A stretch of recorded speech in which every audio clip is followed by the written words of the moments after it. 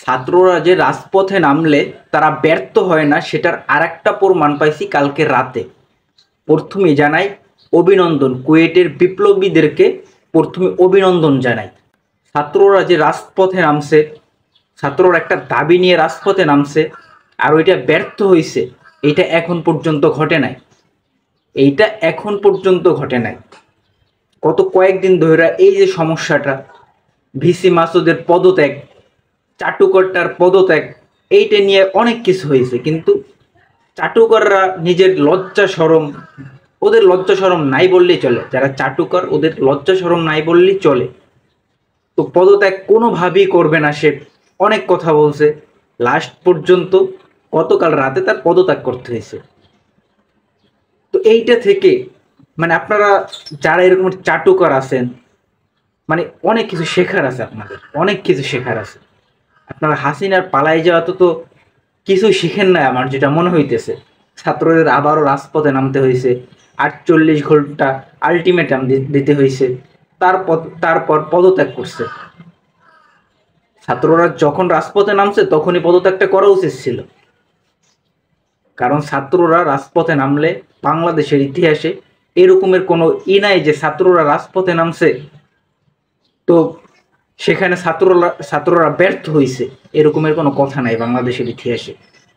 ইনশাআল্লাহ আল্লাহ যদি চায় এরকমের আর মানে কোনো ইতিহাস থাকবে না, কোনো ইতিহাস সামনেও ঘটবে না এরকমের যে ছাত্ররা কোনো একটা দাবি নিয়ে রাজপথে নামছে, সেইটা সফল হয় নাই, সেইটা সফল না হয়ে তারা ঘরে উঠে আসছে।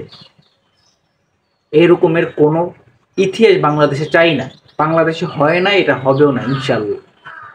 তো আবারও আপনারা যারা এরকম চাটুকার আছেন, আপনাদেরকে ছাত্ররা চায় না, বাংলাদেশের জনগণ চায় না, ছাত্ররা চায় না, সেখানে আপনারা থাইকেন না।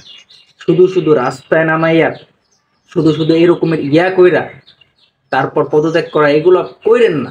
নিজের প্রতি যে আস্থা বিশ্বাস আছে যে আপনি চাটুকার, তারপর আপনি একটা পদ দখল কইরা থাকবেন, ছাত্ররা আপনার বিরুদ্ধে দাঁড়াইবে, তারপর আপনি থাকবেন, এইসব চিন্তা ভুইলা যান। এইসব চিন্তা যাদের আছে, অন্তত চাটুকার যারা আছে, তারা দলবাজ চাটুকার এরা যারা আছে, এদেরকে বলতেছে এই সব কিছু ভুলে যান। ছাত্ররা মাঠে নামলে, ছাত্ররা রাজপথে নামলে আপনাদের রেহাই নেই। আপনারা কোনোভাবে এটা যে মানে ছাত্ররা যদি রাজপথে নামে এটা যে সফল হইবে না, এইটা ভুলে যান। রাজপথে নামার আগে ছাত্ররা যে দাবি করে দাবিটা মানে, কারণ দেশের একমাত্র ছাত্ররাই আমি দেখে ভালো চাই। কোনো দল যে দলই আসুক, ওরা কখনো দেশের ভালো চাইবে না, ওরা কখনো দেশের মানুষের ভালো চাইবে না। ওরা চাইবে নিজের পকেটের ভালো, নিজের ক্ষমতার ভালো চাইবে, এছাড়া আর কিছু না। যদি ভালো চায়, একমাত্র দেখি যারা ছাত্র আছে ওরা দেশের ভালো চায়, ওদের ভিতরে দেশের আলাদা একটা টান, দেশের জন্য আলাদা একটা টান ওদের ভিতরে, যেটা কোনো দলের নাই, যেটা কোনো রাজনৈতিক দলের নাই।